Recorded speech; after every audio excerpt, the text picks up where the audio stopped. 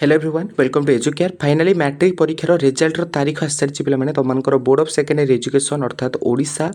BSc तरफ तो जो मैंने वर्ष दशम श्रेणी मैट्रिक परीक्षा देते पे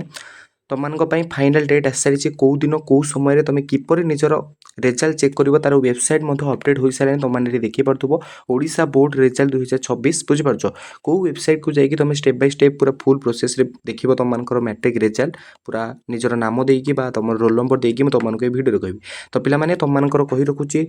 फाइनाल डेट आसी सारी बोर्ड ऑफ सेकेंडरी एजुकेशन तरफ आज तुम घोषणा होती ओडिशा बोर्ड रेजल्ट 2026 पूर्व जो मैंने भी चैनल नुआ कर जल्दी चैनल को सब्सक्राइब करके सांग को सेयार कर दिंतु मुझे भिडियो तुमको स्टेप बाय स्टेप कह पे किपर रोल नंबर कि निज नाम देकी तुम रेजल्ट पूरा पूरा बिना भूल देखिपर बुझीपार तो सर्वप्रथमें चैनल नुआ कर जल्दी चैनल को सब्सक्राइब कर आम टेलीग्राम चैनल जोड़ी हो पे जेहेतु तुम फाइनाल डेट आउ समय प्रकाश सरी तुम बोर्ड ऑफ सेकेंडरी एजुकेशन तरफ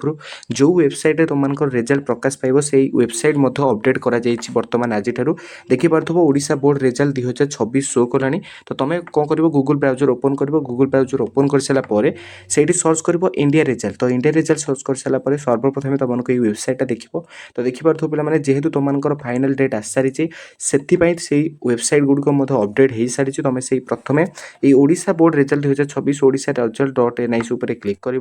तो जितेबाला तुम क्लिक कर बुझीपार तो तुम जिते ये क्लिक कर तुम ये तौक स्क्रोल कर तौक स्क्रोल कर सार पे तो जितेबाला तौक स्क्रोल कर रेजल्ट उपर क्लिक कर रेजल्ट उपर क्लिक कर सारापर तुमने ये देख पे जेहेतु ये तुम एचएससी 10th क्लास आसो रेजल्ट तुम ये निजर रोल नंबर दब ये निजर नेम दब ये नंबर देकी तुम गो ऑप्शन क्लिक मारे तुम कौन आसो तुम रेजल्ट तुम जहाँ भी रेजल्ट पास कि फेल हो तुमको देखी दूसरी पे तुम जो बोर्ड ऑफ सेकेंडरी एजुकेशन तरफ आज जो प्रकाश पाई फाइनाल डेट आउ समय कौ समय कौ डेट्रे प्रकाश पाइब तुम रेजल्ट मु बर्तमान तुमको से नोटिस मैट्रिक रेजल्ट को लेकिन बर्तमान ये नोटिस पे आज प्रकाश पाई मे द्वितीय सप्ताह प्रकाश पाइपर मैट्रिक परीक्षा फल तो जो पे कहते कि मे प्रथम सप्ताह पाइब बोलिक ना पे तुम बोर्ड ऑफ सेकेंडरी क्लारीफाई कर मे द्वितीय सप्ताह तुम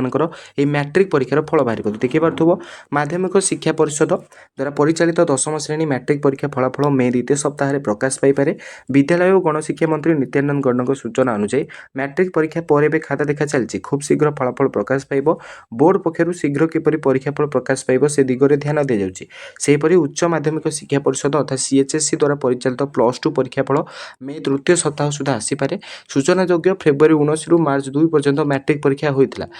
3082 केन्द्र में मोट 5,36,000 ऊर्ध्व पिला मैट्रिक परीक्षा देते से फेब्रुआरी 18 रु मार्च 28 पर्यंत +2 तो कही रखुच्छी पे तुम फाइनाल डेट हूँ तुम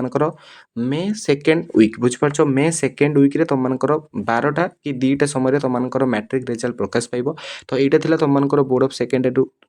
पूरा अपडेटा पे सहित तुमने किपर matric result step by step देखिए मुझे तुमको पूर्व कहीदे तुम पूरा रोल नंबर और निज नाम पूरा रेडी कर रखी था आसवा मात्रे मुझे सर्वप्रथम केमी स्टेप बाय स्टेप पूरा वीडियो देखिए तुमने निज फोन मध्यम निज रेजल्ट को चेक कर